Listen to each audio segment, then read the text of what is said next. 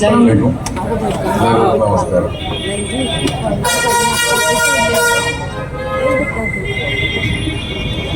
നമ്മളെ ചങ്കള ഞാൻ ഇങ്ങനെ വേദിയിൽ നിന്ന് പ്രസംഗിച്ച് പരിചയമില്ല. ചാനലാരെ വായിക്കുമ്പോൾ അധികം പ്രസംഗിച്ച് എക്സ്പീരിയൻസ് ആയിരിക്കും. വളരെയധികം സന്തോഷമുണ്ട്.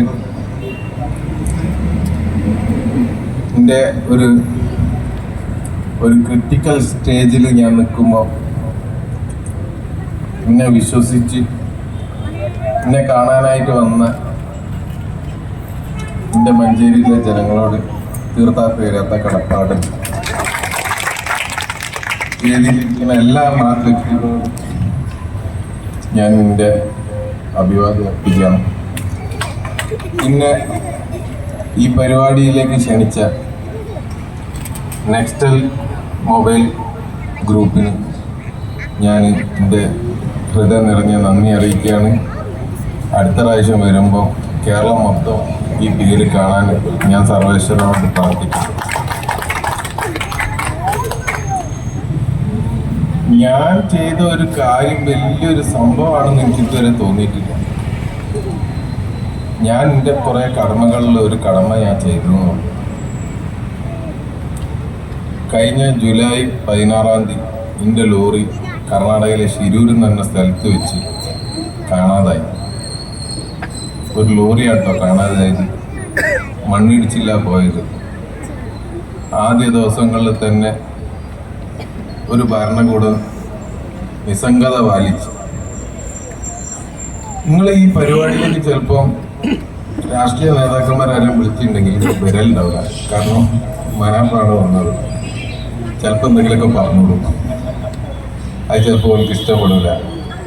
എനിക്ക് എല്ലാവരും ഒരേ മാതിരിയാണ്. എൻ്റെ രാജ്യം എന്ന് പറയുന്നത് ജനാധിപത്യ രാജ്യമാണ്. ജനങ്ങളാണ് രാജാവ്.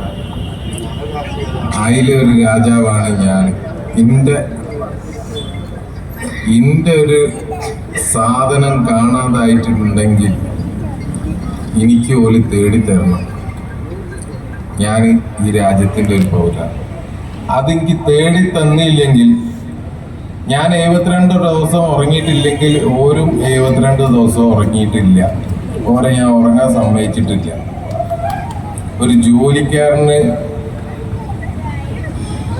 എനിക്കൊരു ജോലിക്കാരൻ മാത്രമല്ല, എൻ്റെ കടമയാണ് അതെന്നെ പഠിപ്പിച്ച എൻ്റെ ഉസ്താദുമാരായിക്കോട്ടെ, അധ്യാപകരായിക്കോട്ടെ, എൻ്റെ മാതാപിതാക്കളായിക്കോട്ടെ, ഇന്നെന്ത് പഠിപ്പിച്ചോ ഞാൻ അതേ ചെയ്തിട്ടുള്ളൂ. ഞാൻ വേറെ പ്രത്യേകിച്ച് കൂടുതൽ കാര്യങ്ങളൊന്നും ചെയ്തിട്ടില്ല. പക്ഷെ നമ്മൾ കുറച്ച് ആൾക്കാരെ പഠിപ്പിച്ചു കൊടുത്തു. ഒരു സാധാരണക്കാരനായ കഴിഞ്ഞൊരു 3 മാസം മുമ്പേ എനിക്ക് മഞ്ചേരിയിൽ ആകെ അവിടെ ഇരിക്കുന്ന ഔദ്ഘാനല്ലാതെ വേറെ ആരും പറ്റില്ല.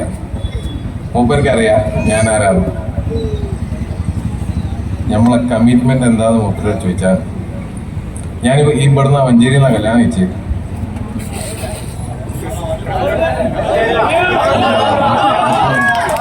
അത് എവിടുന്ന് എങ്ങനെ എന്തെന്നൊന്നും എവിടുന്നാണ് കഴിച്ചത്.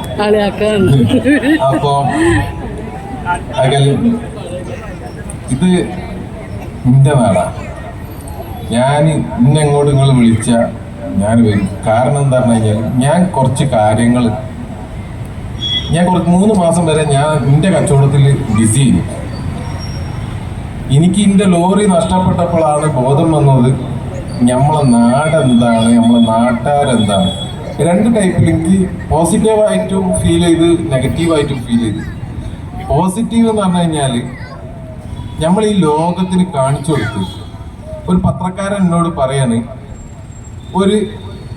ഒരു പൗരൻ നഷ്ടപ്പെട്ടു കഴിഞ്ഞാൽ അമേരിക്കക്കാരനും ഇസ്രായേലുകാരനും ആ പൗരന് എവിടെയാണോ നഷ്ടപ്പെട്ടത് അവിടെ തേടി വന്ന് ആളെ കൊണ്ടുപോകുന്നു. പിന്നെ അയാൾ കണ്ടത് ഒരു മലയാളിനാണ്. ഒരു മലയാളി നഷ്ടപ്പെട്ടു കഴിഞ്ഞാൽ ഈ മൊത്തം കേരളം അയാളെ തേടി പോയി കണ്ടുപിടിച്ച് അവൻ്റെ വീട്ടിൽ കൊണ്ട് എത്തിച്ചിരിക്കുന്നു. എത്തിച്ചു കഴിഞ്ഞിട്ട് നന്ദി എന്ന് പറഞ്ഞ സാധനമൊന്നും ഞാൻ പ്രതീക്ഷിച്ചിട്ട് ചെയ്ത ഒരു കൂട്ടം ആളുകൾ ചെയ്ത ഒരു പ്രവൃത്തിയാണ്. അതിലൊരു ചെറിയ ആളാണ് ഞാൻ ഒരാൾ ചെയ്തല്ല കേട്ടോ. നിങ്ങൾ ഈ കാണുന്ന ഈ എല്ലാ മനുഷ്യന്മാരും കൂടിയിട്ടാണ് ആ കാര്യം ചെയ്തത്. അതുകൊണ്ടാണ് ഞാൻ ഇവിടേക്ക് വരുന്നത്. കാരണം ഇവിടുന്ന് ഞാൻ ഈ നന്ദി, നമ്മൾ സാധാരണ ഒരു കാര്യമുണ്ട്, ഞാൻ വീണ്ടും പറയാണ്, വിജയിക്കുക എന്ന് പറയുന്നത് ഒരു ചെറിയൊരു പോയിന്റാണ്.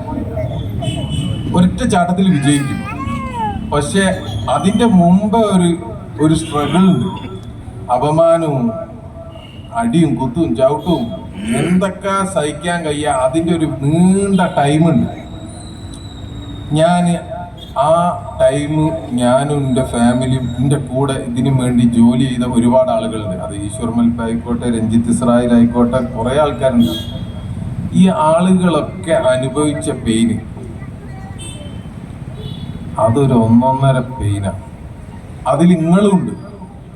ഇവിടുത്തെ സാധാരണ ഉമ്മമാര്, കുട്ടികള്, എല്ലാ മനുഷ്യന്മാരും ഒരുപാട് അനുഭവിച്ചിട്ടുണ്ട്. കാരണം നിങ്ങൾ TV തുറന്നില്ലെങ്കിൽ ഇന്ന് അർജുൻ പൊരലുണ്ടാവില്ല. നിങ്ങൾ അർജുനെ അന്വേഷിച്ചില്ലെങ്കിൽ ആ ചെക്കനെ നമുക്ക് അവൻ്റെ വീട്ടിലെത്തിക്കാൻ കഴിയില്ലേ.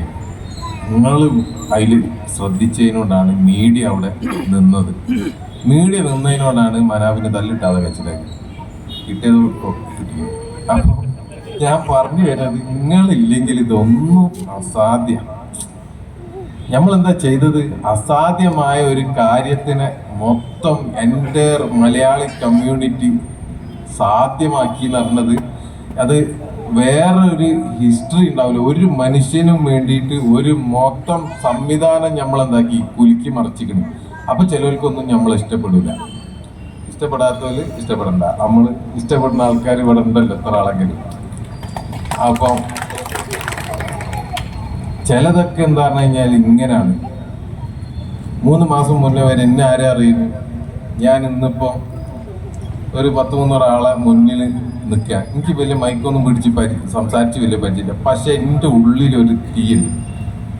ഞാൻ ആരോടും ഈ വിഷയത്തിൽ പൊരുതാൻ തയ്യാറാണ്. എന്നെന്തോ അറസ്റ്റ് ചെയ്യുന്നു പറഞ്ഞു SP. ഞാൻ പറഞ്ഞു പോയി അറസ്റ്റ് ചെയ്തത്. അങ്ങനെ ഇങ്ങനെയൊന്നും എന്തായാലും നമ്മൾ തളരില്ല. നമ്മൾ പിന്നിൽ ഇത്രയും നല്ലൊരു ജനസമൂഹമുണ്ട്. ഞാൻ ചെയ്തതും എൻ്റെ കൂടെ ചെയ്ത ആളുകൾ ചെയ്തതും നമുക്ക് മറക്കാനില്ല.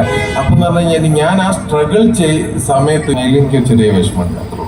ബാക്കി ഒരു പ്രശ്നമില്ല. ഞാൻ എൻ്റെ കൂട്ടർ ഒരു 4 കാര്യം സമൂഹത്തിന്, അതായത് നമ്മളെ സമൂഹത്തിന് കേട്ടോ, മൊത്തം എൻ്റെ പഠിപ്പിച്ച്